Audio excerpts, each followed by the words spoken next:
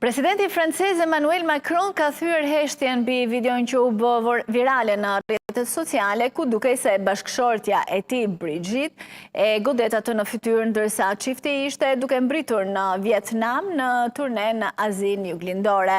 Në video, Brigitte Macron duket se e shtyn bashkëshortin e saj me dorë në fytyrë përpara se ai të zbriste nga aeroplani presidencial, duke bërë që ai të tërhiqej një hap pas. Ajo duket se për një moment mbetet e fshehur derisa çifti më pas del së bashku. Megjithatë, kjo video e cila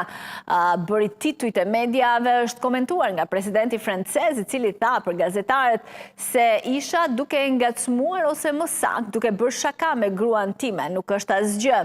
Ai më tej ka thënë se kjo nuk është hera e parë në javët e fundit që përmbajtja e videove të tij është trembëruar nga njerëz që ai përshkroi si të çmendur. Sipas Reuters, Macron po ashtu ka përmendur një video të shpërndar në rrjetet sociale ku ai shfaqej duke hequr një objekt të bardhë nga një tavolinë në tren gjatë një vizite në Ukrainë, ndërsa disa përdorues të rrjeteve sociale sugjeruan pa prova se objekti kishte qenë një qese me kokainë. Macron tha se ishte vetëm një shami, ndërsa zyra e tij akuzoi armiqtë e Francës për përhapjen e lajmeve të rreme. Video virale më herët u komentua edhe nga një zyrtar i Pallatit Elysee, duke thënë se ishte një moment relaksi mes presidentit dhe bashkëshortes së tij përpara nisjes së vizitës, një çast humori sipas zyrtarit të Elysees, i cili po ashtu komentoi atë moment i cili u kthye menjëherë në qendër të lajmeve të mediave botërore, ndërkohë që këto janë edhe pamjet më pas kur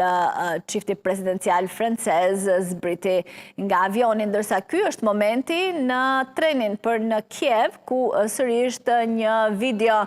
në momentin që Macron ishte i ulur në tavolinë së bashku me kancelarin gjerman Friedrich Merz dhe kryeministrin polak